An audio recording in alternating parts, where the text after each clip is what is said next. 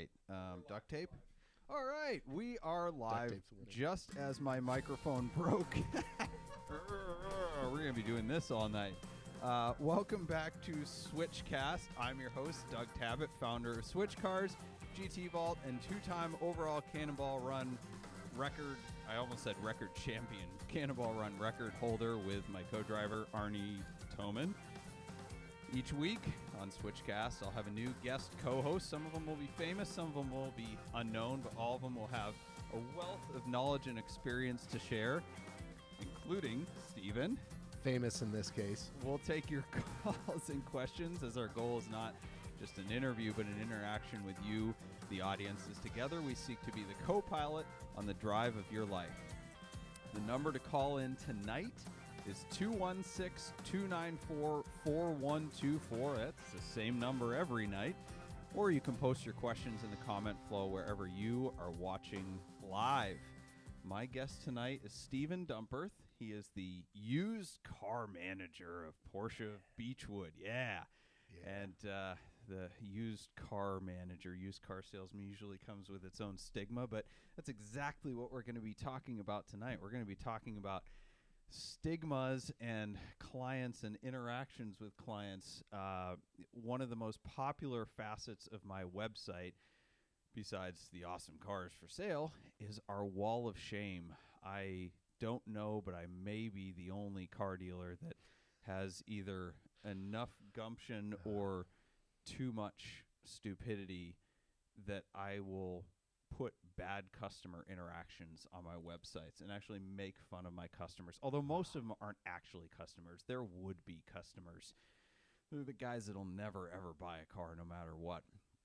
But, so that's been very, very popular, and we haven't updated it in, I don't know, a couple of years. But the emails keep coming. The interactions keep getting better and better. So tonight we're going to unpack some of those and just some general hate mail and mean comments, because people are terrible when they're behind the anonymity of their keyboard. So we're going to have some fun tonight. To introduce my guest, as I already started to, he's a used car manager. Can I say where you work? Yes. Porsche Beechwood. Porsche Beechwood, which is a fantastic Porsche dealer up in Beechwood, Ohio, Penske store. And he's very good at his job. The best. Steven and I met a few years ago. I had gotten sent up to Porsche Beechwood to look at a car on behalf of a client. This client was extremely picky in the best kind of way. And I walk in, and I was just a regular up, as they might say. Steven walked up to me when I was looking at this car in the parking lot, asked if I needed any help, and I just said, well, I'm looking at this car for somebody else, and he sent me here to check it out because he's crazy picky. Like, he wants a car that doesn't have any flaws, is totally serviced up, does not need anything. And Steven just looked at me. Remember what you said? This might not be the car for him. Yeah. It was so many words. It was a 997.2 GT3 RS. It was. It wasn't a GT3 RS. No, it was like a Targa 4S or a regular. No, it was outside. It wasn't a GT3 RS. That was the second one. You're right. That was the second one. No, the first interaction we ever had. The first one was a Targa. You're right. Yeah. I remember you giving me my card, but we didn't talk much. No, that was the second time. The second time we met was that 3RS at 997.2, gray black, and that one. That was the second time. Oh gosh, yeah, that car. Yeah. Oh gosh, okay. Remember that? Yeah, the car that was in the process of getting CPO'd. In the long process of getting unracified to get CPO'd. So I laid down and looked at the underside of that car, and I'm like, nope.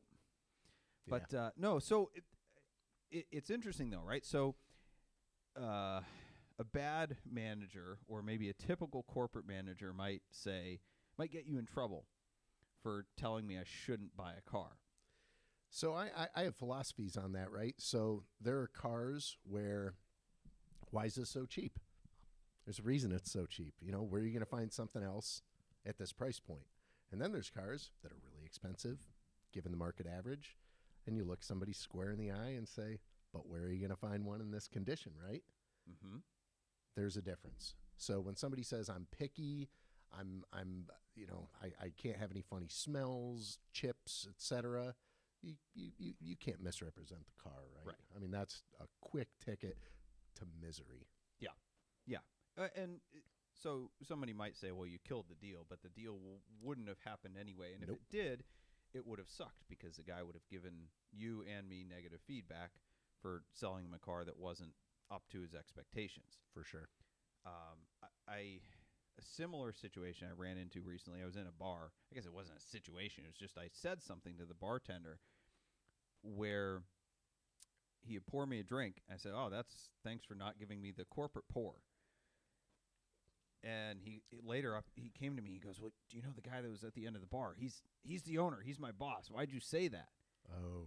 And I'm like, dude, he should be appreciative of that if he's a good boss, because like I'm in business. I've been trained by the best, and if you appreciate your customers, that comes back to you in the form of business, and No that doubt. goes back to you, right? So you gave sure. me your card to me at the time. You were just a Porsche salesman. Not that there's any, not putting you down. It was just I didn't know anything more than you're just the guy who walked out to talk to me about the car. But I took your card. I'm like, I'm going to do business with that guy in the future because he shot me straight. Yep. We've done a lot. And we've done a lot of business. And that proves the point that you represent yourself properly, even if a typical corporate manager might not appreciate it, it works. When they're focused on the moment and they're not focused on a bigger picture, right?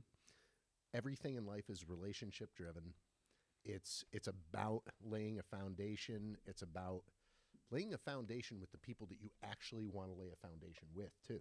There's a lot of people that I either know right away or I know through a really bad scenario.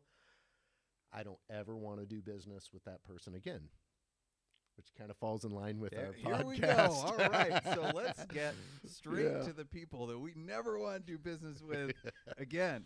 Oh, man, this is going to be good. This is going to be good. Oh, my goodness. I'm so fortunate I remembered that one that I was telling you about right before the podcast. Because, man, there's some people.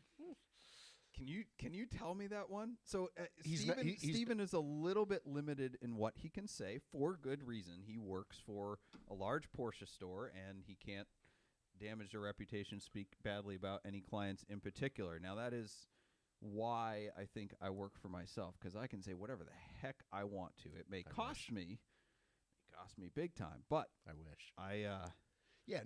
So I'm willing to tell lots of very good stories about Porsche Beachwood's clients, and I am willing to tell some atrocious stories about clients from the past, because what are they going to do? Fire me? I'm not going to use real names, so they can't claim defamation or anything of that name. right. Nature. I'm going to use some real names tonight. Good for you, man. It's all true. It's all true. You're It's so all lucky. true. Anyway, okay, tell me the one you started to tell me. A guy, just tell me. Sure. This is a good one. So it was about a decade or so ago, and I like to meet the people that I'm going to appraise the car of, right? So I meet the guy, and he immediately tells me that he has mental issues and that he recently had his car appraised at $16,000, and he'd wished that he had warned the man who had appraised it for $16,000 that he wished he would have warned him that he would kill him if he didn't give him a particular number, which was somewhere around $18,000. I'm not going to go into what car it was, but needless to say, I appraised the vehicle, and obviously this isn't at Porsche Beachwood because I hit it at $10,000. And then I think to myself, this guy's going to kill me. So I give 12. And I mean, tires are smoked, body is smoked, rail dust all over, a pearl white paint job on a 10-year-old car. junk. So he goes to the new car building. I'm in the used car building. Minutes go by, and all of a sudden I see this white hunk of metal flying up toward the used car building. And he gets out and comes to my door and says, hey, I already let the guys down there know that I'm going home and getting my gun. And I told them that I was going to let you know that I'm going home and I'm getting my gun. I'm going to come back. I'm going to shoot all them. And then I'm going to come up and I'm going to shoot you. I said, okay. And he walked out very calmly, got in his car, drove off. Called to the new car building.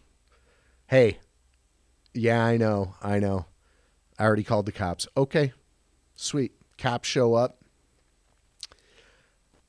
Yeah, people claim this all the time. People get mad in a grocery store. People get mad in all these different scenarios, and they say, "I'm gonna kill you." It's ridiculous, right?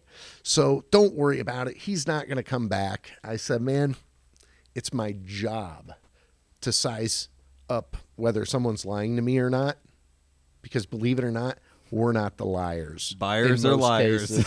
Buyers are liars. They feel like it's no problem. I'm dealing with a liar, so I can lie to him. Dude, I live by strict guidelines, not lying. But anyways, tangent. So back to somebody shooting a used car dealer. I know, right? So the cops are there. They're trying to leave, and I'm like, you can't leave. Like, this guy, I'm telling you, I saw the look in his eyes. I mean, this guy was terrifying. Was nobody at the dealership packing heat, or? No. Nope. First mistake. Yeah, that's what you do under corporate rule. And again, this was not That's my negotiating tactic. I know, right? I wish. So. Not really.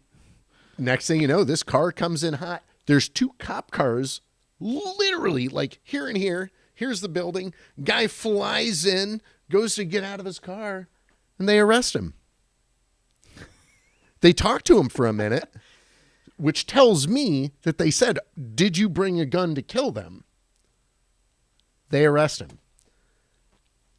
I mean, what came of it? Did you press charges? Did he what? Nothing came. And later on, I found out that this guy does have major mental issues, but comes from a family and knows a lot of people, and literally nothing happened. And I've run into him a few times since it happened. Yeah. He's out there. And oh yeah. Okay. There's that. I don't know if I can top that. I've had a lot of veiled threats. I had one recently from another car dealer, and it was in writing. Like I took the text messages and I forwarded them to my cop buddy, and I just listen, I don't want to generate extra paperwork for you guys, but do I need to do something about this? Do I at least need to get it on record? They file that he said these things in case something more comes of it. And he's like, nah. He's like, we see this same thing cop said to you. We see this all the time. Nothing's going to happen. And I figured he was right. This guy is I won't say reputable, I'll say established high-end car dealership.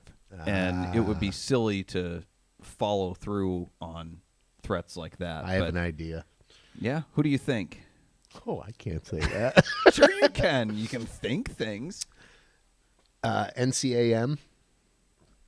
National Corvette Automobile Museum. What? No. Local. No. No, they're not local? Lucas. Okay, not never local. mind. North Coast Auto Mall?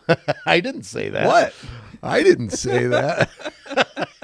The audience is laughing, They know though. everybody now. I used to play a game when I saw North Coast Auto Auction or North Coast Auto Mall license plate frames on cars. And I play Spot the Paintwork because they were so bad that you're just driving by on the highway and you could be like, yep, that side was painted by a spray can. Yeah. Anyway. Same color, but not quite. Oh, I know those. yeah, jobs. right. All right, but we're not here to talk about shady dealers. We're here to talk about shady customers. Shady customers. Oh my gosh. All right, so let's just read some off. This is fun. All right. Do you ever post cars without prices? Yes, Why? because they haven't arrived yet, and I haven't inspected the paint. I don't know if it's had paint work. I don't know if it's been smoked in. You know, we get a lot of cars that we literally make the deal. They sign paperwork, and I might not see that car for 2 to 3 weeks later because they're in Arizona or Utah or whatever.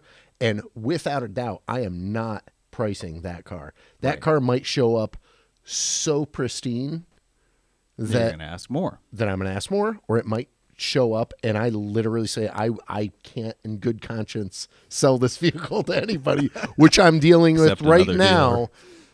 But I'm not going to say who. Because I value my employment at Porsche Beechwood.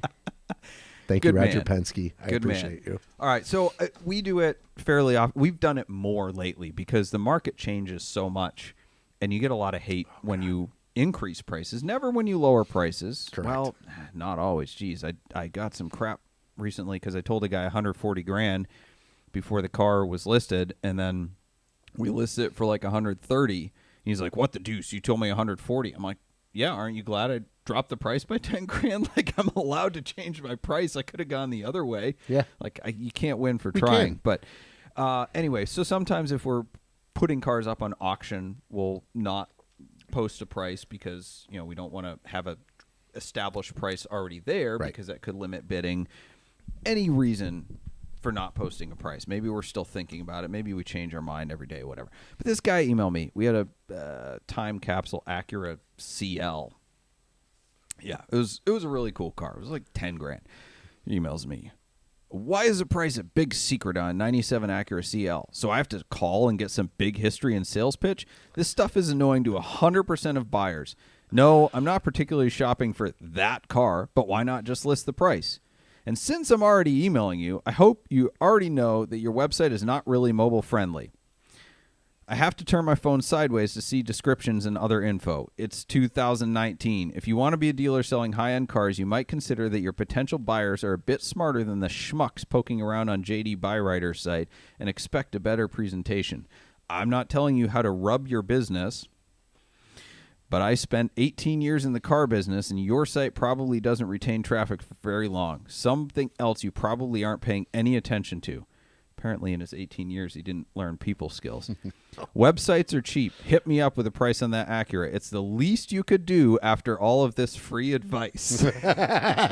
So the best part is that he spent 18 years in the car business, and he's inquiring on a sub $10,000 car. Oh, no. Oh, wait. We'll get to that. Like 10 minutes later, from a different email address, he emails me, "Here we go again. Secret pricing. How much is the Bentley?" So I responded, and we either had it on an auction or we had taken a deposit. I think we had taken a deposit. So I just said, "Hey, you know, it's sale pending." So we take the price off when stuff is sale pending or sold. So he responds, "So if it's not sold and delivered, it still should have a price. How long do you expect to survive in this market with emails like this to car buyers? I love when guys like you don't take me seriously." At no point I gave him a price on the Acura, and I told him the Bentley was sale pending. That was it. Maybe he wanted a long conversation or, you know, something. So then he responded. Guess how he responded? Niceness? Sent me a picture of his garage. Yeah. With all of his exotic cars in it. Oh, he was doing the stroke. Had to pull the big card, yeah. He was doing the stroke. $10 says, "I didn't have time. I should have Google reverse image searched the thing." $10 says he friggin' ripped it from for sure from somebody else. But anyway, yeah. I'm serious. I'm a serious buyer. I want you to know. Look at all the cars I bought from somebody else. Yeah. Oh God. I'm not even gonna go there. Oh, it's probably the guy that bought him from a guy he knows, paid cash, got it for a 20% discount. Yep. You know, he only buys cars from people he can rip off, and he rips off his friend. In our world, what that is people that come and they want the newest, the freshest, the craziest GT3 touring, but they drive an 11-year-old X3 with 192,000 miles on it, and it's like, what am I don't even know how to process that. How do I process that? This is a $200,000 car. You've never bought a car from me. And you're driving that, which, yeah, that's fine. I'm still going to help everybody the same way. Mm-hmm. Because you never know. You definitely never know. You never Definitely never know. I have learned that. I learned it once. You want to hear this story? I do. I started in the car business We do. Yeah. I started in the car business in 1998. My family owned a bunch of businesses, and I'm not a silver spoon, though. I moved out of my parents' house at 14. I'll let that be record. I started at a dealership that was out in the middle of nowhere, Ashtabula County, Ohio. Doesn't exist anymore. It was like Buick, Oldsmobile, GMC truck, Jeep, like this whole conglomerate of garbage. And one of the first people I talked to, you know, I'm standing around the showroom, and I'll set a little background for you here. This showroom, the desks for the salespeople had this like hole and this like metal ashtray that you could grab from like way up here and kick it off in your garbage can and set it there and just sit at your desk and smoke. Like this is in 1998. Like hadn't it's been still, updated since 1975. At the very earliest. Like this is crazy, right? These desks are like 50 years old. Everybody that works there has a different bottle, so that it was like a sharing is caring thing. Like, oh, I want gin. I'm going to go see, and I'll say the name, Matt Carducci. Matt Carducci had gin. Donnie Vincenzo had the vodka. And Froggy, who was this Vietnam vet dude, but he was Froggy because he talked like this. He had the bourbon or Jack Daniels or whatever, and so on, right? So this is the place I work at. So if a car pulls Why in, did you ever leave? yeah, I lasted like 6 months until I'm like, wow. Probably could have made a lot of cash there. I actually got a commission slip on my grandparents' deal, and I was like, whoa, I made like $3,000 to sell my grandparents a truck. Which means the dealer made like 10 G's. Unreal. It was like over a sticker. I felt like dirt. I mean, Yeah. I was an 18-year-old kid. I didn't know. You know the old car dealer saying, though, right? That I say jokingly all the time. I learned it from my sales manager at the Land Rover dealer. If you can't gross your friends, who can you gross? Oh God. I don't abide by that. I know, right? Yeah, I know. All right, I know neither of anyway, us. So we're all standing around. There's like six salesmen. This 18-year-old, wasp, and then all these like guys. Hey, how's it going? How's it going? And they're sharks. I mean, they're dangerous. They'll bite you. And this Oldsmobile Delta 88 pulls in, and they go, "This one's all you, Stevie. Go get it. Go get it. Come on. Go get it." And I'm like, man, I'm normally fighting to get a client. And they're like, "Go get it." I walk out. You got this big, fat, what's a guy from Dukes of Hazzard with the overalls? Uncle Jesse. You got Uncle Jesse, flat out Uncle Jesse, gets out of the car. And I go, "Hi, welcome to Rugala Stanton Motors. My name's Steven, and you are?" And he goes, "Get the manager." I'm like, "Oh, I'm here to help you." He says, "No, get the manager." I said, "Okay, come on in." So we go in, we sit down. Manager comes over. He goes, "Oh, God, you. Oh, God. Listen, it's $200. You're not messing me up again. It's $200. The $200 is about the 1994, which was like a 4 or 5 year old car at that point, Oldsmobile Delta 88. And I don't even know what's going on. And they bicker back and forth. And, finally the guy says, "Fine, $250 or whatever." He takes for a 4-year-old car. Now I'm just blown away. I have no idea what's going on.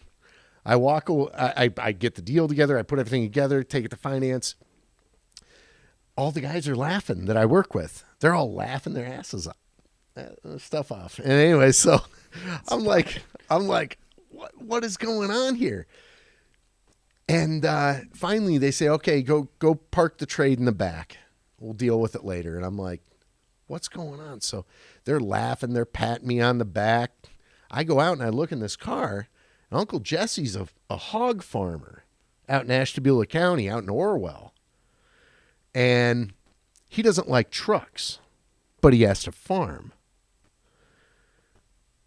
So you look inside the car, and it's literally full of pig shit. Like a truck moving pig shit would be full of. The whole back seat, the trunk, the passenger seat, and there's actual pig doo-doo like rubbed into the driver's seat. What in the... So...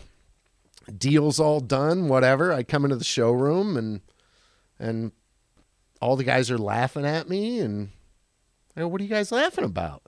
They're like, hey, you had to deal with that trade. I go, yeah. They're like, wasn't worth it. I go, bought the car at MSRP. It was worth it. They go, how could that be worth it? So I don't know. I went to the back. I grabbed those plastic bag things that you put over the driver's seat, grabbed a couple gloves, drove it into the back with the windows down, and there it is. It was fantastic. I had to smell some pig crap, which being from Ashtabula County, I smelled every day of my life growing up and cleaned for years shoveling that crap. But yeah, no, I think I made like $1,500 to spend 30 seconds around some pig manure that I was used to my whole life anyway. There you go. There we go. There you go. That's the stuff that happens in the car biz, which is why we drink. All right, more hate mail. More hate mail. All right, this one is... yeah. Some of this will not be appropriate because we are reading it directly, direct quotes. So I don't have a bleeper here. You've probably experienced this when you list cars, especially Ferraris, Lamborghinis that have the 6-speed sequential manual transmission. You put the VIN in. You already know where I'm going. Absolutely know what you're talking about. You put the VIN Auto in, pop. it auto decodes it auto as a pop. manual. So, like if a buyer's searching for a manual Ferrari, you got to sift through all the ones listed as manuals that aren't. It's just like, if you're buying, you should figure out at some point that not all the dealers are lying that they have a manual to try to hoodwink people. Right. And as a seller, as a dealer, you figure out real quickly. But some people have short tempers. And I had a 2009 Gallardo listed for sale, which apparently was listed as a manual, even though it was an e-gear. The guy emails me his buyer details. His name is not manual. His email address is not a manual at eatadick.net. Who? Message from buyer. He's just reading, folks. Idiot. It's like Dwight Schrute. Idiot. Idiot. I love it. You're the idiot. Test drives. Oh, so painful. Do you allow test drives? Very seldomly. If it's a Macan, a Cayenne, maybe a Panamera, if it's not like a Turbo or Turbo S or something. But come on, guys. There are literally companies that exist that charge you like $2,000-$3,000 to drive these cars. If we were going to let you drive these cars freely, do you think they would be in business? They wouldn't exist. Exactly. Come on. So we have a limited test drive policy. It's on a case-by-case basis. Case by Definitely case. not in the winter. Differs probably a little bit for you guys because you're selling daily drivers and stuff like that. But we had a amazing, like, not 455, I don't know, a Malik 435 Corvette. I guess it was 435 horsepower. Yeah. Anyway, so a guy emailed me, like to test drive your Chevrolet Corvette. And typically when that's the first thing out of your mouth, nope. No way. No. Let's talk about the car first. And then if you ask for a test drive. Maybe I think you're serious. Do you take motorcycles in on trade? I said, yep, you're welcome to come see this vet, and I'll be happy to take you for a ride, but this particular one is not available for a customer test drive. Part of it was that the car had 12-inch rear wheels, 12-inch wide, not like Mini Cooper style, 12-inch rear wheels, and the tires were freaking unobtainium. You couldn't get the right size tires. So the tires that were on it were like 15-year-old rocks. And I'm like, that nobody's test driving this. He said, thank you, but if I can't drive it, I am not interested in buying it. So sad. I responded, Kip, I understand your position, but we have to be very careful with allowing test drives on high horsepower cars with people we don't know. You're a random dude from the internet. It's real. That being said, if you're interested in the car, we would allow a test drive if we have made a deal contingent on the test drive and we have a deposit in hand. Is that reasonable? You know what's really weird is you and I have never discussed this, but somehow came up with the exact same policy.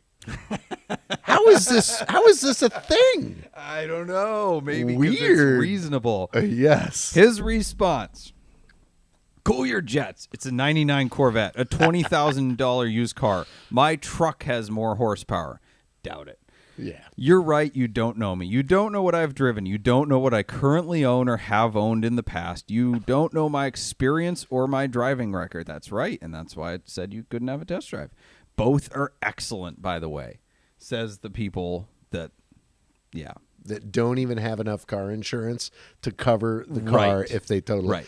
They got what is it, 1-800-GENERAL now? Like that's what they got, bro. Minimum coverage for minimum budgets. Yes. You might want to rethink your sales approach. Good day, sir. James 2. He quotes a Bible verse. James, I was going to look that up. I said good day. James 2. Oh, I think it's about like judging people, but like at church. It is. My brothers, show no partiality as you hold the faith in our Lord Jesus Christ, the Lord of glory. For if a man wearing a gold ring and fine clothing comes into your assembly, and a poor man in shabby clothing also comes in, and if you pay attention to the one who wears the fine clothing and say, you sit here in a good place, while you say to the poor man, you stand over there or sit down at my feet, have you not then made distinctions among yourselves and become judges with evil thoughts? Wow. So he pulled that card on me for not letting... That's a heavy card.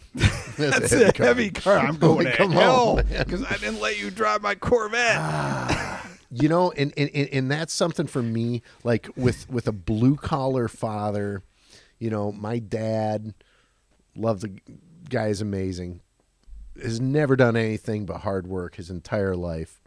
You know, he drives like the cheapest garbage, and you know, he'll drive like a $5,000, $8,000 car, right. But he'll stroke $550,000 checks for a piece of equipment every single time he needs it. Right. But if he showed up at my store, you know, this guy looks like a bum. Right. A bum. Yeah. He is not a bum. Never do I ever judge on that. But what I will judge on is BS. Yeah. And we smell it. There you go. We smell it. The more they talk, the less likely I am to take them seriously. Especially when it's, I'd like to drive. Yep. Whatever. I got all this experience. Oh, I got 800 horsepower cars. Yep. Okay, great. Good for you. This is my car, not yours. All right. So speaking of Jesus, we're going from James 2 to just wait for it. Wait for it. We're going somewhere here. No, I'm going to go to a commercial break first. I've got to say something for my sponsors. We're going to come back to greetings and salutations, my brother in Christ. Oh, that's a great one. Oh, man. Celebrity Machines is a proud sponsor of SwitchCast. Celebrity Machines offers more than 250 different screen-accurate license plates as they appeared in movies and TV shows like Back to the Future, Ghostbusters, Jurassic Park, The Fast and the Furious, Breaking Bad, and so many more. Celebrity Machines also makes our dealer plates as well as our commemorative 2539 plates from the fastest cannonball run ever. Visit celebritymachines.com for more info. and use promo code SwitchCast to save a whopping 25.39% at checkout. CelebrityMachines.com, promo code SwitchCast. That is the biggest discount they offer, is exclusively through our podcast. Who happens to be involved in that company? Travis Bell. Oh, Travis, I hope you're watching. Do you know Travis Bell? Don't know him. We're Facebook friends. Got a special spot in my heart for you, bro. Aw. Yeah. Okay. I like All right, this is a good one. This is from Prince Maubrey, which he has emailed me. Has Prince Maubrey ever emailed you? 1,000,000%. Seriously? Yep. Yes. He's emailed us like every year or two. He'll email about a car. Lowball the crap out of us. So I will say that the yellow 718 that you wholesaled to me, That's what this email is about. Dude, he said that you had offered it to him at a certain price. For how much? Oh God, what was it, like 48 grand? Oh, I don't know. Or 58 grand? No, this is different. It doesn't say. He emailed. Okay. But the number that you offered it to him for was the same number you offered it to me for, and that's fine. You're selling something. Hey, I paid it, and I bought it for that. And then he wanted to buy it for that same number. Once you had wholesaled it to me for that number, I paid to certified it. All kinds of stuff. Redetailed it, paid to insure it, paid a lot fee, paid floor plan, which for people who don't know, floor plan is it's interest that we pay. Paid to advertise it, paid all these, paid somebody to sell it, paid all these things, and he kept sending us the same number. And honestly, this guy was actually great to deal with. He's very pleasant. He's very pleasant. Yes. That's why it's a Porsche Beechwood experience that I have no problem talking about. And I feel horrible for the guy. Not as a person. I don't know. Dude, the transporter, holy smokes. Wait, did he buy it? He bought it. And he dude, he's been emailing me over the years for like, I don't know, 8 years and just he bought lowballing so hard.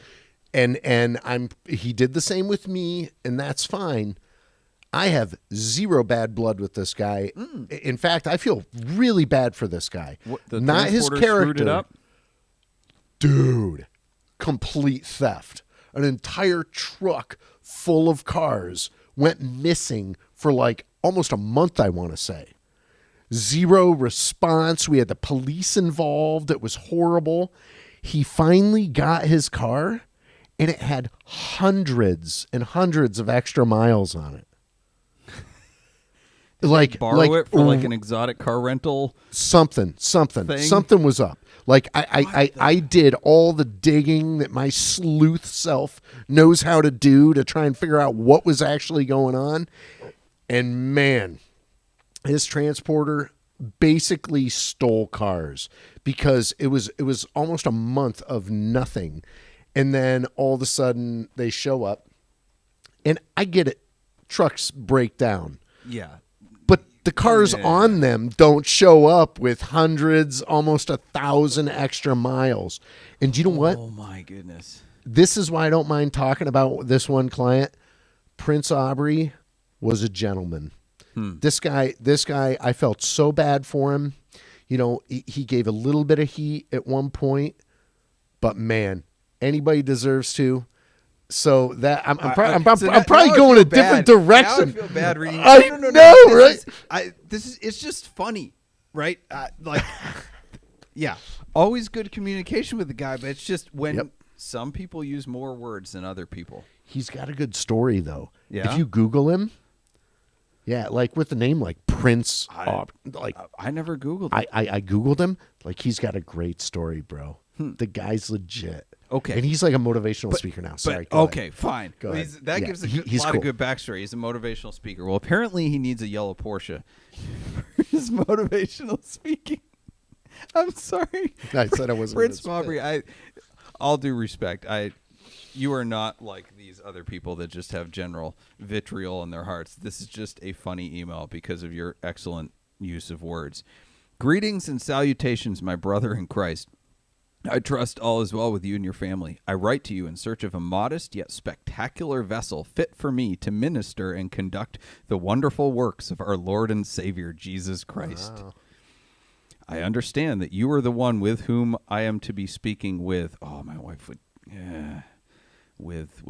to assist and aid me in my endeavors. I thank you in advance. With that being said, I would love to extend an immediate, direct, all-cash offer of $30,000 for your 2018 Porsche 718 Boxster, depending on test drive and inspection. I graciously look forward to hearing from you. Blessings, healing, and abundance in Jesus Christ. Bro, blessings, healing, and abundance to you if you're watching this. That was a low ball. That was Hey, the low ball. Dude, I appreciate how you were with us. I appreciate you. I'm not kidding, man. I have respect for this guy. But, man, next time, get a little bit closer to what somebody's asking, because it makes me want to, like, ask you for more than what I'm even asking. We need more blessings and abundance in Jesus Christ. That 30 grand is not abundance. That is not abundance. Christ. That is not abundance. That is... All good, bro. All good.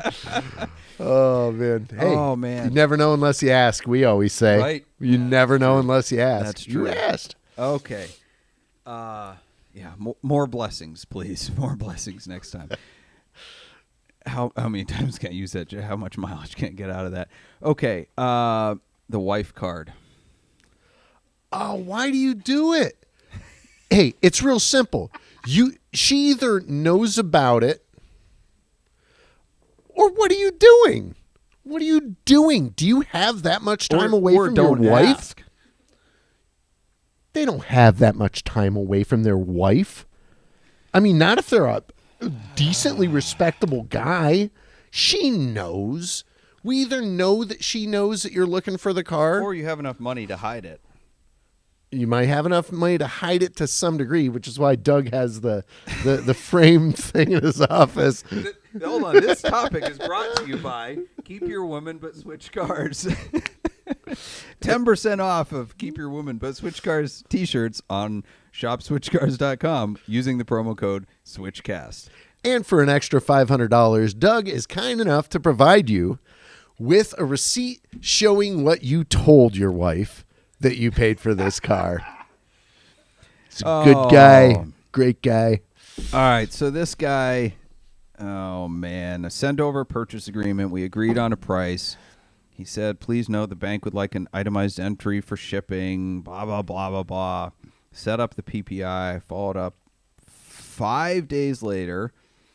And he said, apologies for the late response. I found out after ordering and paying for the PPI, pre-purchase inspection, my wife decided to charge $54,000 of house renovation on my credit cards, hoping to make points.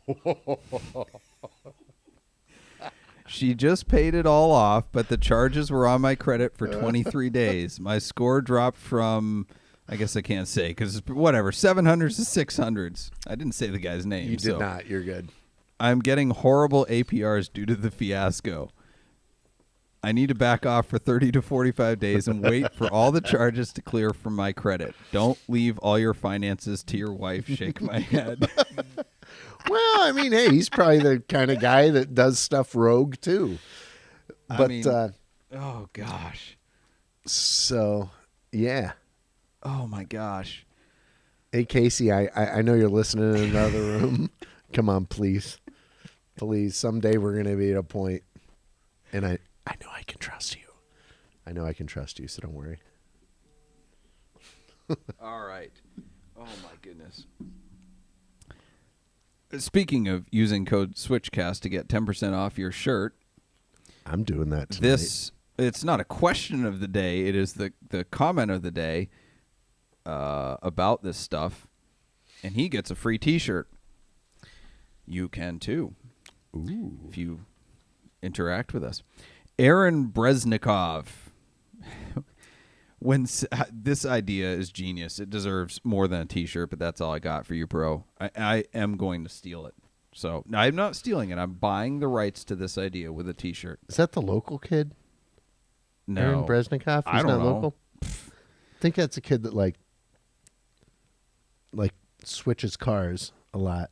I have He's, no real idea. young, but anyways, whatever. If that's the case, he's going to go far with a response like this. He says, when selling a Mustang, every person that offered me cash today for half my asking price was told to come and get it and given the address of the Northeast Clown Institute in Massachusetts. Here's to you, bro. It worked a few times. I love it. I'm totally going to use that. It's going to be a new company. That's Switch Cars fabulous. Company policy. That is fabulous. Okay. On the heels of that, this podcast, this Switch Cars podcast called SwitchCast, is brought to you by Boxcast. If that's not a mouthful, I don't know what is. Boxcast is a live streaming company based in Cleveland, Ohio, and they serve broadcasters and viewers in more than 200 countries. Their founders launched Boxcast. I'm glad the commercials are pre-recorded on the audio version of this. They launched it back in 2013 with one purpose: to make people part of the experience. If you're looking to live stream your podcast, church service, car show, sporting event, wedding, or even your cannonball attempt, which I don't recommend, Boxcast is an easy, flexible live streaming platform for organizations. And Steven was saying earlier, he couldn't believe we're doing it on an iPhone. That is how easy it is. That's what I'm looking at. Yep. iPhone with like a wire and a tripod, and got this drum. Great quality Crazy video. talk. Head over to switchcars.com/Boxcast for your free trial. Oh, man. So the wife cards, we're going to get to... Oh, man. This guy might take up the rest of the show. Real quick, I sold for a long time. I smoked that wife card out every time. What was your response? It wasn't a response. It was a question. So, is there anyone else that's involved in this decision? What do you mean? That's when I knew. They had the wife card they were about to pull out. It's like, what do you mean? I mean exactly what you're thinking. Your wife, your minister, your children, some BS like string dangling that you're going to go, here's my lifeline. I can leave now and not make a decision on something that I allegedly actually want. Now, is there someone else other than you, not you, somebody else, that has a say in this decision? That's all I need to hear. Or no. Yeah. Okay, great. Let's continue. In the car business, we call it qualifying, right? Right. Meet and greet, qualify. These are good things. These are good things for the client and good for us. It's mutually beneficial. Qualifying is figuring out what they actually want so that we can provide them what they actually want. Or, like you said earlier, I told you, this isn't the car for him. Yeah. Because you know what? I qualified you or your client via you and knew that he had certain expectations. I killed it. This isn't the car for him. Yeah. Or, do you know what? I've qualified. I've found out what your client is looking for, and I'm go. Let's go. This is the one. And that's when I go into sales mode. I ask a few more questions. I make sure everything's right, and then I provide what you, the client, has requested to purchase. And if I can't do that, I don't go through the motions because, quite honestly, there are other people that want to buy it. I don't have to sell it to you. I could sell it to somebody else. I don't need to lie. I don't need to misrepresent anything. I don't need to do any of that. And it took me minutes in the car business to figure that out. The idiots are the ones that do those things, and the successful people with successful careers that have repeat return clientele are the people that do it right. Mm-hmm. Yep. That's all it is. All right, so we're going to talk about a local guy. Ooh. This might take up the rest of the show because there's a lot to be learned from this. But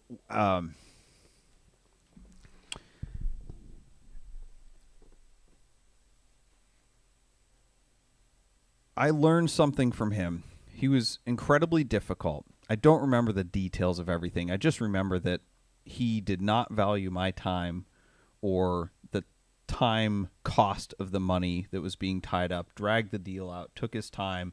I'm paying cash. No, I'm financing, things like that. But then would brag about how much money he had and show off all the other things he liked to spend money on. Are you going to say the name? Maybe. You have to tell me afterward. Are you at going to least. guess? It sounds like a lot of people I know.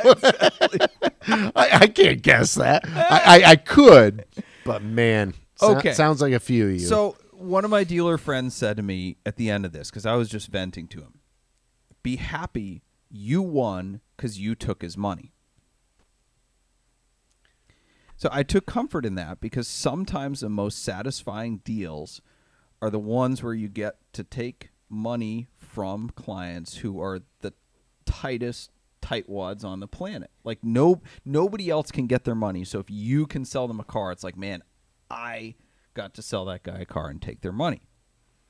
Now, granted, that story was from 2009 when any money was good. Any buyer was a good buyer. Hard time. Now the tables have turned, and dealers are getting pretty dang arrogant. Never good for either of us. How do you strike a good balance between honoring good clients, weeding out the bad ones, taking the business you can get because you'll need it in the lean times versus holding on for the best clients? Say it again. It's a loaded question. I'm just saying, like, okay, right now, dealers are being super arrogant. They're kicking clients to the curb. In 2009, the tables it's all were totally about different. current clients. Okay. We have current clients. We have would-be clients. You're asking, how do we weed out? How do you strike the balance between this guy might be difficult, but he will potentially be a client for the long term versus the quick money guys that are here because good times are good times? Honestly, I'm going with the difficult guy. Yeah, I'm not going with the easy guy. The difficult guy, I need to have a difficult conversation. And that's my moment. Now the tables have turned, and I need you to realize that what you've always had is this upper hand where we're servants and we're serving you. And by the way, I hang out with some of the coolest people on the planet. I don't need some local, like legit. You're not actually offering me something. You're offering me a pain in the butt. But I have honestly taken this as an opportunity to take those people that have been painful and help them understand that, look, if I can help you in this when nobody else is, let's be friends. You got to remember it. It goes both ways. I've honestly had a few. And I know, because we text almost daily, where guys that are traditionally painful are appreciative. And they know, because they're intelligent. Nobody spent $200,000 and they're an imbecile. Right. Nobody's doing that unless, born money, and that's not that prevalent. They buy Benzes anyway. All right, we got Mike from Ohio. He wants to be on here, so we're going to say hi to Mike from Ohio. Hi, Mike from Ohio. How you doing? Is this Doug? This is, and Steven. Oh, all right. Yeah, I wanted to just give a shout-out to Steve and Portia of Beechwood. I think over the period of about 4 months, we bought 2 cars there, one that was new, and the other one is sitting back in your storage area, the Carrera 4 GTS. And we were really well treated on both deals, and Steve helped out a lot with getting that car. So good enough, and really enjoying the program. Well, thank you. This guy sounds like a guy that would never be on the wall of shame. I want to tell you, please shoot me an email tomorrow, because you are going on a special wall. Shoot me an email. Give me your info, and I'm telling you, I really appreciate it. We're all people. There's garbage everywhere, and there's good people everywhere. And yeah, no, I wanted to just give a shout out to. All right. Awesome. Thank you very much. Thanks. I appreciate it thanks so a lot. much. Yeah. Thank you. Okay. Bye-bye. Bye. We got a weird echo thing going there. Anyway. Yeah, that was nice. Yeah. Mike's an awesome guy. Nice people. All right, Who so was back it, to Mike? this. Yeah.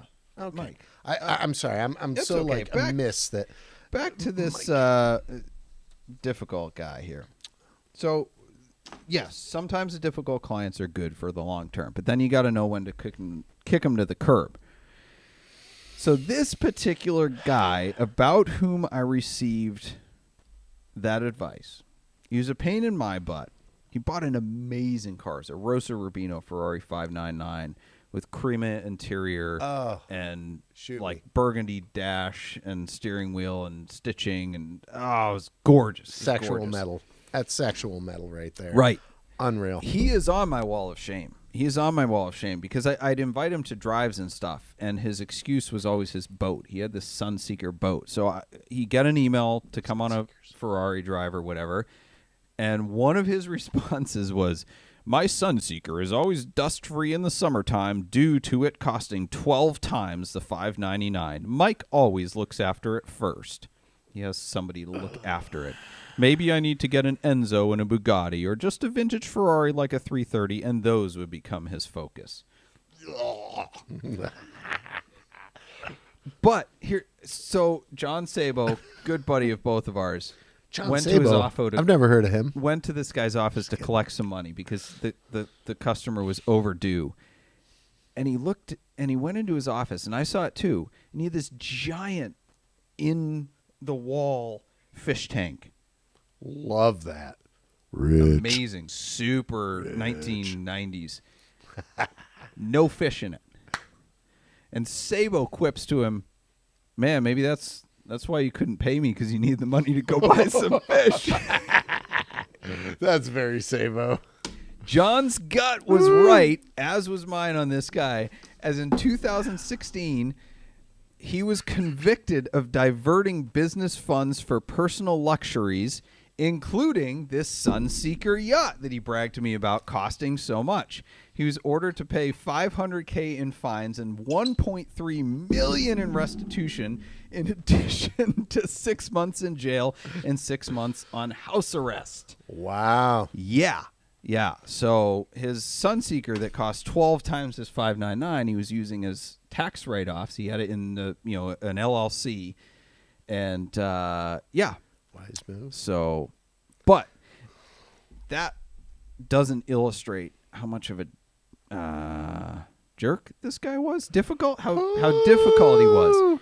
I was doing some Googling on him yesterday. I love doing the research. In We know you. You I don't know who you are. in 2011, he bought a property that included an easement. Like it was a lakefront property, and there's 8 houses or whatever. Yeah. And there was an easement for all of them that was this driveway paved with red interlocking bricks. And it was very specific in the legal documents, red interlocking bricks.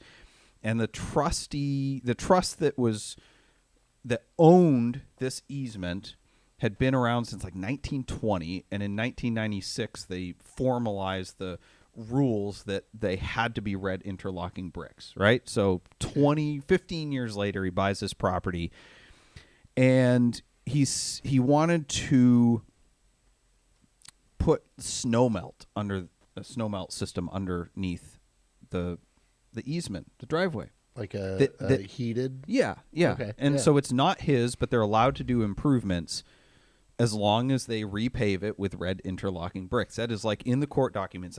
If I had to do a shot for every time I heard red interlocking bricks, I would be freaking hammered. So he submitted an architectural plan that included red interlocking bricks in the architectural plan. He then installed yellow interlocking bricks on the section in front of his house. So red, yellow, red. The trustees of said easement, likely already tired of his shenanigans, which wouldn't be any surprise with this guy, Shenanigans. just pulled up his yellow bricks without any notice at all. Love it. Just grabbed them. So, Mr. Clocker sued the trust. The court granted summary judgment against him. He appealed. Included in his claims, right? You know this is a friggin' diva, right? I installed yellow bricks when I knew I had to install red bricks. Included in his claims against them, and there was a long list of claims, was intentional infliction of emotional distress. Maybe he was a fan of Wizard of Oz, and he had to have the yellow bricks. Like, dude, Emotional nuts, distress. The justice. This is why the justice system is broken. It's broken because of people like this who tie up the courts with their first world problems. Can I give you one story on that? And I know we're there, right? Mm-hmm. So I'll only say he's a local, prominent, well-known attorney. His name is John Doe, but he bought a car from a dealership I worked at, paid cash, long time ago, by the way, not Porsche Beechwood, put a boatload of miles on it, like drove it around the country, came back, dropped the keys on the desk and goes, I want my money back.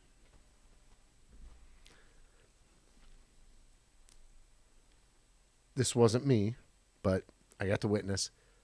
What do you mean? I want my money back. No, you bought the car. You already have the title. It's been 40 days. I don't care. I'll bury you in paperwork. You can't afford to do this. All said and done, this cost me, I'm not going to do the math right now, but I want to say it cost me like $500 to $900 out of my paycheck. Reverse commission. Well, no, we had to buy it from him for what he paid with taxes. So we lost all the taxes. We lost like the 15, 20% that a vehicle depreciates in 2 months' time. And used to. Normal times. Yeah, normal times is different. It is a long time ago. But to that guy, I say, meh. Why'd you buy it back? Trust me, it would have cost more fighting him in legal fees and taking it back. And you know what? It was a weird situation. Don't get any ideas, guys. This guy's time, he has more of it than money, and he's got a lot of money. Yeah. It'd be awesome if we could sniff those people out beforehand. Sure would be. I had this happen yesterday, actually. So I store people on my phone. So it takes a fair amount to make it onto the wall of shame. It takes a lot to get in my phone with, like, I have this guy named, like, Eric the Time Waster in my phone. So somebody texted me the other day about a car, and it just came up, and thankfully I had him saved in my phone because I didn't remember his number or whatever, and it came up as Mike do not answer. And I was sitting in the other guy's office, and I was like, "Oh man, you guys know this guy. You talked to him, and I warned you about him, and man, he ran me through the ringer." And that's a whole nother story for a whole nother day about that client. But so I started looking back through his text. I'm like, "Wait a minute, no, I don't think that is the same Mike." I'm like, weird. So I searched my phone for the other guy. I was like, "Oh no, that guy's listed in my phone as Mike Pain in the Ass." I Take get that a lot call. of those in my phone. Yeah, no, I do not take that call anymore. Golly, I wish I could tell this. That's a whole 15-minute story just about that Sucks guy. when those guys are like famous. Like Fame? like famous. Like everybody knows who they are. They're on TV and all this stuff, and you're like, I don't even want to take the message. Like, I'm not even going to reply. By the way, Zach Plesac, I'm sorry. I love you. I didn't mean to put you off for like 3 weeks. That was a mistake. I'm not talking about you. Just popped in my head. It's not you, bro. I love you. We're boys. So I guess last question of this is, what do you do when the hate mail is from another dealer? Because there's apparently this unwritten rule in the car industry that you can't say anything bad about other dealers. Oh, screw that. But do you? Are you going to call another dealer out as being shady or whatever? In reality, yeah. Like not opinion, but reality, for sure. On the internet? No. I mean, Okay. right here, right now, I will. Okay, name one. I already did. All right. No, I just I've gotten some serious. I said at the beginning of this that the one that I actually sent to the cops was another dealer, and he threatened me. He's like, "Keep your name out of my mouth," blah blah blah. And everybody knows him. Everybody knows him as this bipolar, crazy son of a gun. He deals in Porsches. Not saying he deals in all sorts of things related to Porsches. Wink, wink. Only know. things that are Porsches. But, dude, this guy's a psycho. Psycho.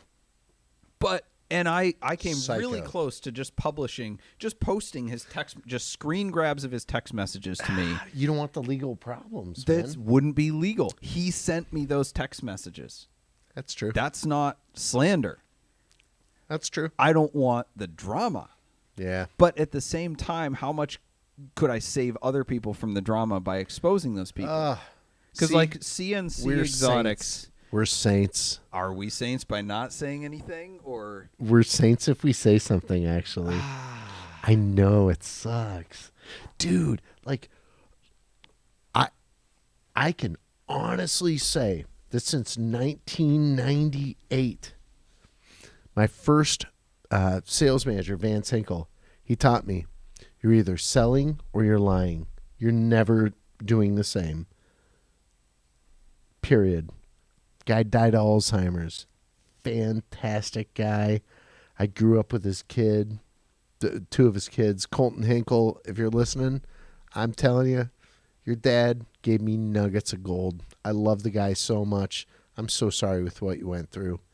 But man, you're either selling or you're lying. And he told me to never shit where you eat, because that was a little tough for me when I was 18 years old. But that saying kind of goes back to it. Is do you call out other dealers, or do you just be better than they are and let them bury themselves? the tricky thing comes in where consumers hear you talk bad about somebody, and then they instantly think poorly of you. Right. They don't think poorly of the person you're talking bad about, even though you are literally just giving them facts. Mm-hmm. So you have to walk on eggshells with consumers that you don't know. I mean, for all the people we know you, and we know each other, and we're comfortable. We can shoot straight. Shoot it straight, no problem. But for those other guys, like, God. Where's the line between, and I get that, right? You badmouth, if you're trying to make yourself look good by badmouthing another dealer, it just doesn't work. For sure. But what about, let's talk CNC Exotics, right? They went up in a ball of flames this year, shut down by the state DMV, lawsuits, investigations. Oh, them. I knew about them as most people in the industry did a year before this happened. Yeah. We couldn't say anything because, well, it's not fact. It's we're hearsay, it's garbage. This and that. Right. Yeah. Or we're other dealers, so we can't say anything. But because we didn't say anything publicly, they screwed over a year's worth of clients that lost anywhere from tens to hundreds of thousands of dollars each. So where's the line between not wanting to look bad for clients versus saving everybody's ass? I'm going to attempt to give you a quick story, and I know I'm bad at it, but I'm just going to cut you off after a minute and a half. But we bought a car, right? We bought a car and resold it like that. It was a yellow 993 C2S This was like 6-7 years ago. We bought it from a dealer that I'm not going to say who you are, but you know who you are, you dirty rat. Sold it to a guy in Arizona. That guy was wonderful to deal with. However, when we attempted to attain title, Was nowhere to be found. we got the title. And then we got a call from the FBI. Oh, jeez. You dirty rats literally had a man who was about to die sign over a title at $0 to a $129,000 car. Good golly. He signed it over to us, and then his family, thank God, came at you, and I think they won. My guess is on who that is, but we're not going to talk about that here. So, on that bombshell, to steal a Top Gear. Thank you all for listening. We didn't even scratch the surface of the hate mail that I've received, or just that us as a dealer organization have received. Not because we're shady, just because people are messed up. We didn't even get to play the audio from my auto show fan. I'm sorry, bro. Oh, should we? Yeah, okay. no, we Once should. Again, Let's go. Let's go. Random. This is not So related to any good. of this. This is just getting into So personal good. hate. I don't even know where this came from. Oh, I love it. Profanity warning. I don't know how to edit this out. This is an actual voicemail on our office line that we got shortly after the Cleveland Auto Show. Saw you at the auto show. Boy, are you a fucking asshole. Yeah. All right. So there's that. You're There's smug, that. you're arrogant. I don't know what to say. The idiot didn't call from a blocked number, though. So I totally could have called him back. I got help for you there. I should publish his I know number. people. We're going to get you. I should publish his number. Okay. Stephen, thank you for being my guest tonight. Thanks for having me, bro. Got to have you back for more shenanigans. Where can people find you on the internet, or do they just call Portia Beechwood and They look can you call up? me Portia Beechwood. They can go to Dumperth on Instagram. They can send a carrier pigeon to University Heights. Sounds good. Well, thank you for being on, Stephen. Thanks, bro. Thank you, everybody, for watching and listening. We hope you found it enjoyable. There will be more of this to come because we got tons of material. As long as people are people, they will continue to say dumb things. So much. Thank you to our sponsors, GT Vault, Boxcast, Switch Cars, Celebrity Machines, and Stephen Holm Woodworking, who made us this awesome podcast desk. Thank you to our producer and call screener, Ethan Huffnagel.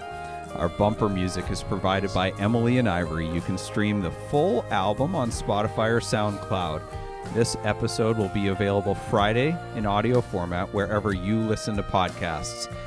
Next week, we will have John Sabo back on, and we will be taking your calls on all things car related. We're going to get into what's going on in the car market. So we'll see you next Wednesday and every Wednesday at 8 p.m.